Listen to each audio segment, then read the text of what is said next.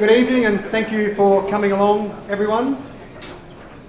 I'm only going to introduce the Governor-General here before he speaks, and then I'll speak after the Governor-General. Just briefly, it is very rare for us to have a Governor-General in Dubbo, so we very much appreciate the Governor-General coming along. 1990, Bill Hayden was the Governor-General. It was the last time we saw a Governor-General in Dubbo. Australians of the Year are very rare to come to Dubbo as well, and obviously our Governor-General, Australian of the Year in 2001. It's very rare to honestly be able to say a man that needs no introduction, but I would like to welcome a man who does need no introduction, His Excellency, General, the Honourable, Sir Peter Cosgrove, aka MC Retired, Governor-General of the Commonwealth of Australia. Welcome.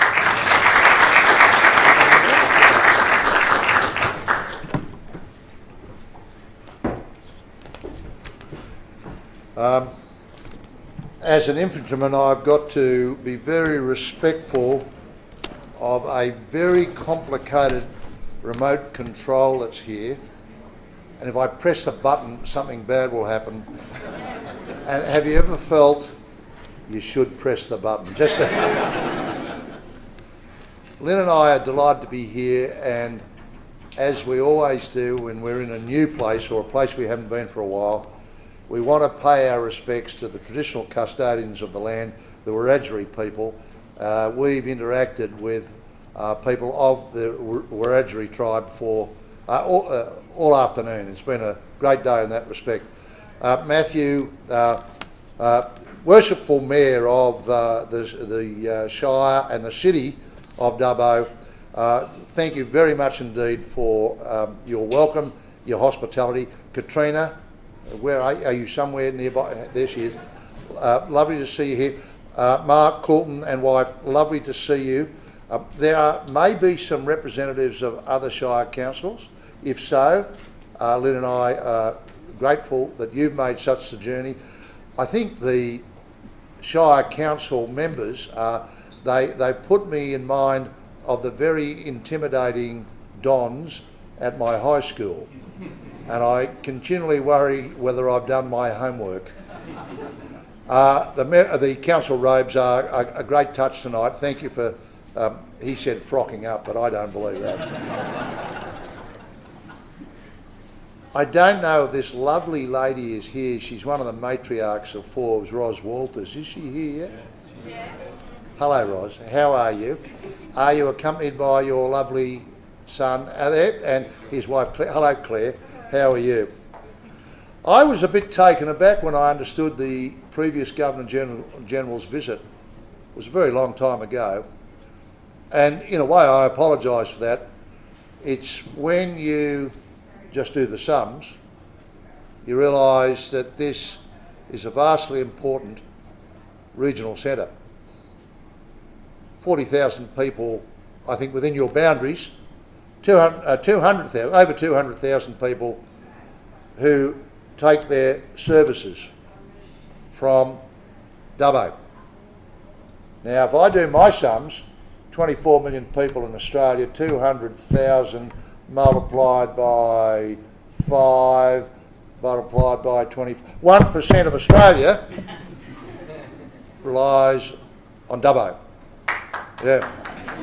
Well, there we are. So it won't take 20 years for the next one, I can tell you.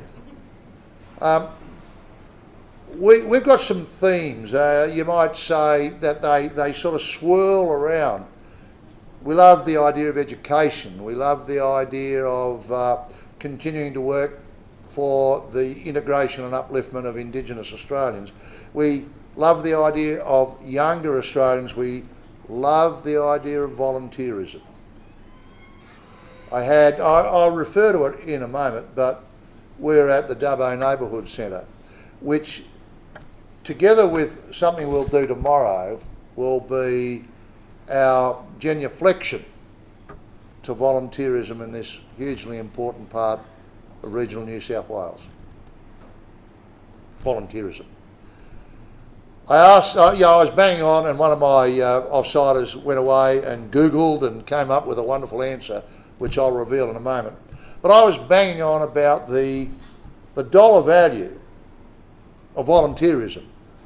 If you ever got the chance to cash it out, if it started to cost the consumer, commercial entities, the taxpayer, the money that the volunteers might expect, if no, they weren't volunteers, they said, yes, I'll do it, but please pay me. And I had some reasonable figure in the back of my mind, laughable figure in the back of my mind, and I was informed by my very diligent offsider that the actual cost to the economy was $200 billion a year. A very impressive statistic, one that would make the Treasurer blanch, any government blanch, but it's one that makes the heart of all Australians sing at the thought that people with energy and genius and a love for their community would seek to provide that just as their contribution to their fellow man and woman, the people next door, the people across the road, the people down the road that they've never met. When I was in the aftermath of Cyclone Larry up in far north Queensland, I went to the place that the eye of the cyclone passed over. So they got the eye of the cyclone, that means though they get the most violent strength of the winds. Babinda was a mess. I was up there smartly after I arrived in Innisfail, up the road to Babinda, and driving around amongst this absolutely wrecked community, and there was a suburban street in this small town. I drove down and there were many more cars than there were people, than there should have been people. There were people swarming, and you think, they can't all be residents of this street. So I stopped, got out of the vehicle, walked up to a man who was sweating cobs and dragging blown down foliage out of the backyard of this house along with roofing iron and the rest. I said, please take a break for a moment. And I said, are you a resident of Babinda? He said, oh, no. He said, I'm part of a church group just north of Cairns. And in the aftermath of the cyclone, we've come down here to help. I said, oh, how wonderful is that? I said, how many? Well, all these cars, that's our church group. There must be 50 or 60 of us. I said, oh, are these co-religionists of yours, people of your denomination? Oh, no, not at all. We have no idea who these people are. We drove around until we found a street with horrible damage and not enough people, and that's just where we decided. Isn't that so Australian? Isn't that what we prize about ourselves? We're not unique. I'm not saying Australia does this and other countries don't. But let's not fuss about how people regard this phenomenon in other countries. Let's just say when we see it in ourselves, it's part of the best of us. So I can say to you that we've just been blown away by the vibrancy, the strength, the pervasiveness of volunteerism here in Dubbo. Yesterday when we arrived, we went to the Royal Flying Doctor Service. Of course, those life-saving professionals, and there's more than a handful of them, perform work that is again iconic in Australia. Saves lives, but it is almost something you learn at mum and dad's knee, that there is something like called the flying doctor. And for people in remote Australia, that's the difference between life and death. But the volunteers, the people of your community who help run that establishment out there, are legends. I hope some of them are here tonight, and I hope you understand the profound nature of our visit to you yesterday. Then we went to the PCYC, Mark Nuttall, and just a great group of volunteers who make that place a community centre and a centre for youth. We saw younger Australians doing gymnastics. And here are these tiny tots who are doing these impossible gymnastic evolutions. And you'd think, oh, don't do that, you'll hurt yourself. But they want to. and their mums and dads are there, and all those people who run that program for them for the love of the sport and the love of the community. Again, a wonderful thing. Bit of a difference this morning. Len and I did what I'm not sure other Governor-Generals have done along the way, but we're comfortable it's just exactly the right thing to do.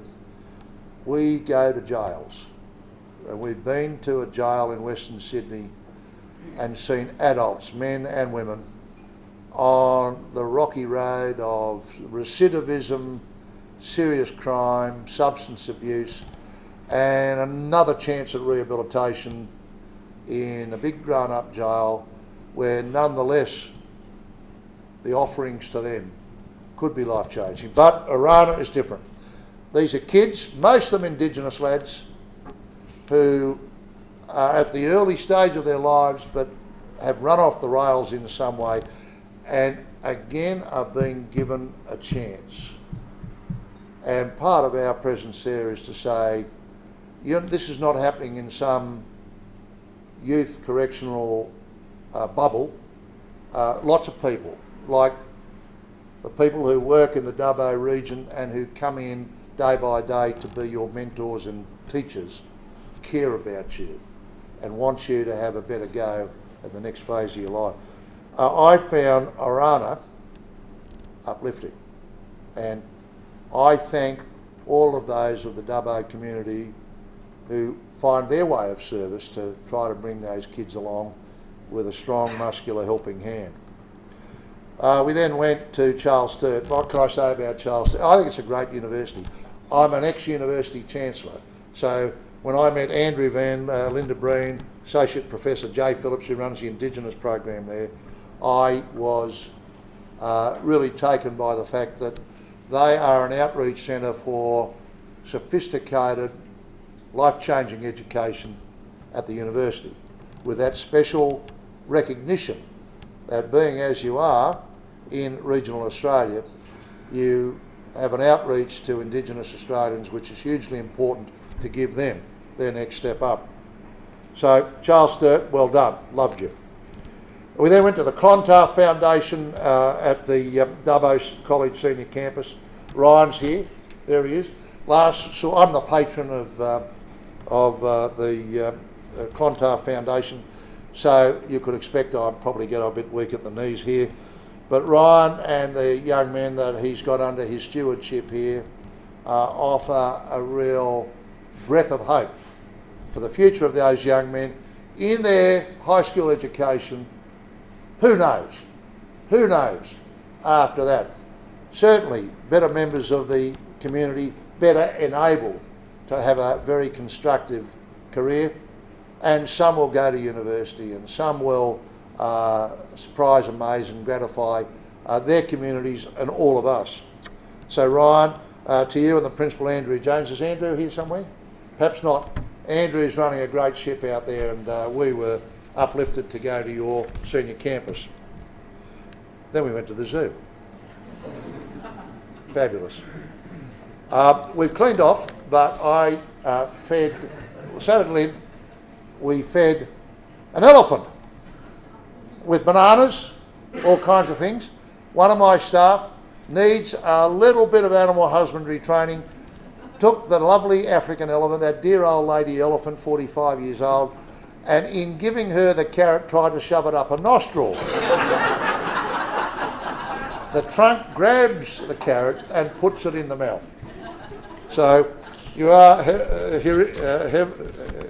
hereafter to be watched around wild animals.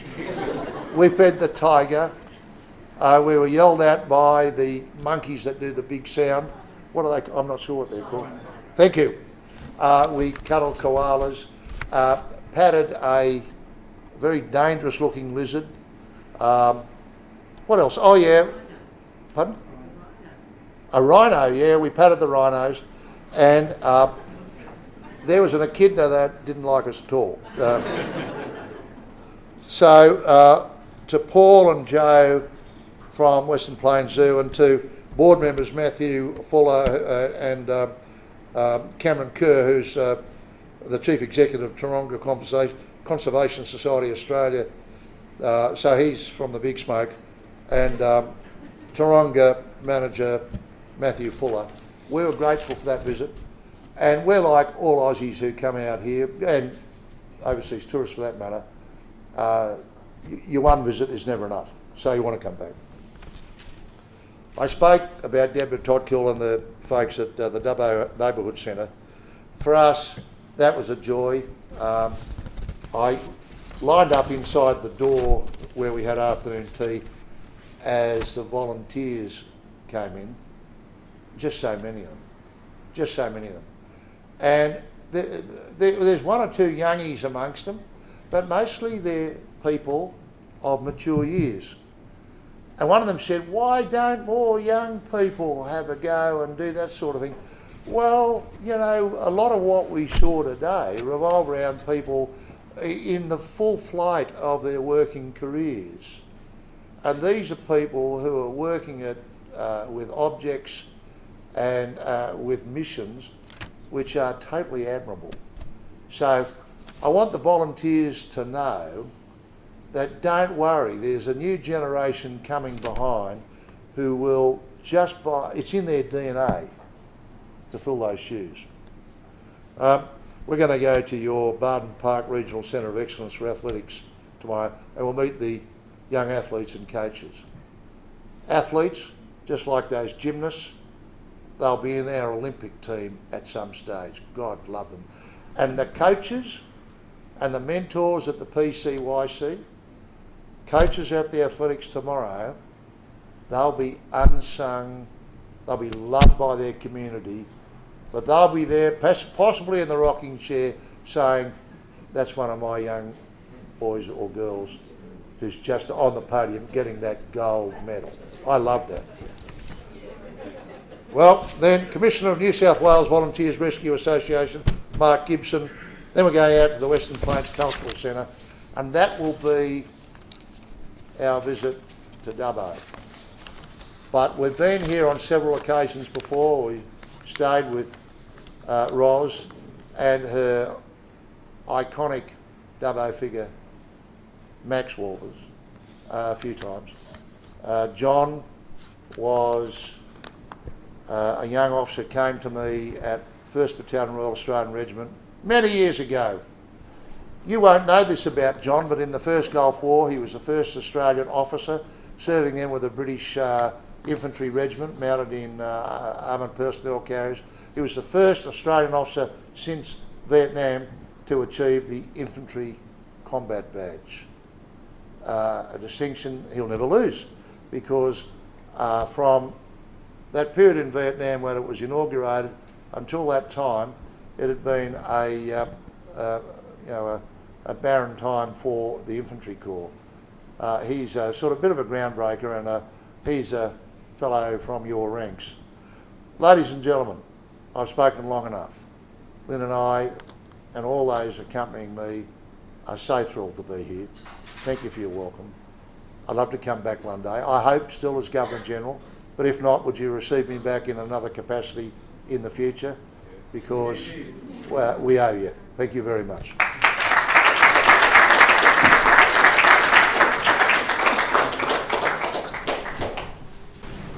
Thank you for those very kind words, Your Excellency, about our beautiful city. Just briefly, a welcome from myself to everyone for coming along. We had approximately 41,573 people who wanted to be here, and after the invitations went out, I did receive several phone calls, and we had to say no to them, unfortunately, because we were limited numbers. Thank you to my fellow councillors, our Deputy Mayor Ben Shields, former Mayor Alan Smith, Councillor Greg Moore, Councillor Kevin Parker, Councillor John Walker, and Councillor Rod County, and our Acting General Manager David Dwyer. When I went out to meet the Governor-General yesterday at the airport and welcome him to Dubbo yesterday morning, I said to my youngest daughter, I'm going out to welcome the Governor-General to Dubbo. And of course my youngest daughter said, what does the Governor-General do, and what's the Governor-General about? They haven't got a very good school system, obviously, at my daughter's school. And I said, he's the most important person in our nation. He's the Queen's representative. And she gave me a quizzical look. And so I went a bit further. I said, many years ago, a Governor-General sacked the Prime Minister. So she said, oh, he's the Prime Minister's boss. Well, that'll do, that's close enough. But what I can go and tell her now, after having spent a considerable time with the Governor-General over the last 2 days, is what the Governor-General does, this Governor-General does, is he's the instiller of smiles. Because everywhere that we went, people were thrilled to see him, people were thrilled that he took the time, and I believe, from what I saw, it was a genuine time. It wasn't a cursory shake of the hand and moved on to the next person. It was genuine time with people. And let me just tell you one brief story, because I know people want to still mingle and have a chance to talk to His Excellency. But I spent considerable time, and Bianca and Joe won't talk to me again, I'm sure, because I spent a lot of time over the last 6 or 7 weeks trying to help with the itinerary for this visit, trying to put all the wonderful things that Dubbo's got to show in a short 2.5, 3 day visit. And the Governor has just gone through the things that he's seen and going to see over the visit here. So you can see it's an absolutely packed agenda. And I would have loved him to have gone out to Richmond Estate, where we had a mini tornado earlier on this week. And I thought about it yesterday. I thought, oh, look, I've looked at the program. I'm not even going to mention it. Bianca rang me last night and said, do you think there'd be some way that His Excellency could possibly get out to Richmond Estate just to see someone there affected by a mini tornado? I said, I think someone would be pretty happy with that. And I made a quick phone call last night. And when I talked to Robin Lapper, and finally I said, would you mind if the Governor-General visited you tomorrow? I had to hold the phone at arm's length because she was pretty excited about it. So in that program, which you didn't mention, Your Excellency, he actually managed to squeeze in a quick little visit out to Richmond Estate. Some SES personnel were there who helped. Some of them came from Wellington, some of them were from Dubbo, that helped when the tornado hit. Obviously the Lappers were there and some of their family and friends there. They were absolutely thrilled that in that program, in that agenda that had been locked in many weeks in advance, you could still find the time to go out there and say hello and really lift those people. So I think if nothing else I'll remember from this visit, it's that genuine care of people that you've exhibited. It's been fantastic that you've been able to get around and see some parts of Dubbo. It gives you an idea of how much we have to offer in Dubbo.